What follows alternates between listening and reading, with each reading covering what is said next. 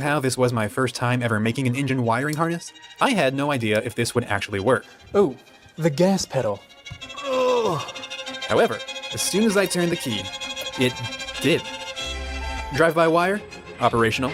Temperature and pressure, accurate. And fuel pump, pumping.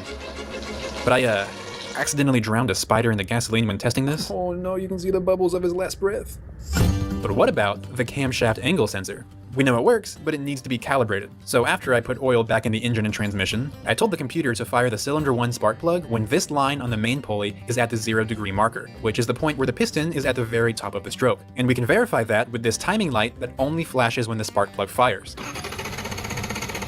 In case you missed it, should be here, but it's actually here. So after adjusting that offset in software and trying again, we got it right on the money. The computer now knows exactly where the engine is, which means as soon as I calibrate the fuel pressure and reactivate the injectors, there's no reason this engine shouldn't start right now. I'm going to start the car. God damn it.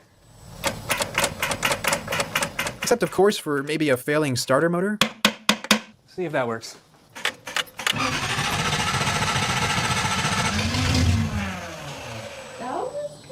That was close. But unfortunately, close is all it ever got. No matter how many times I kept trying, it never started. Could it be that I forgot to install the alternator belt and the battery is draining too low for the computer to work properly? No. Could it be that I forgot to plug in this vacuum line that tees into the pressure sensor, causing there to be inaccurate readings? No. Could it be that I accidentally disabled the throttle body, causing no air to actually enter the engine? Also, no. So what the hell is going on? Well, it turns out that you can't actually just plug stuff in and hope for the best. The computer needs to know everything about the engine it's controlling. I told it how big this is, I told it how many cylinders this has, and I told it what order to fire those cylinders, but I did not tell it how much this thing sucks. Air. In.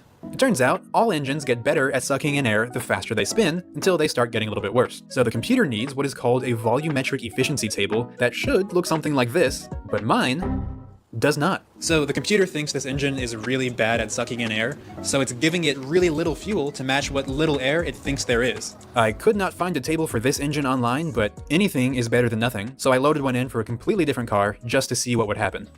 Let's see if this goes.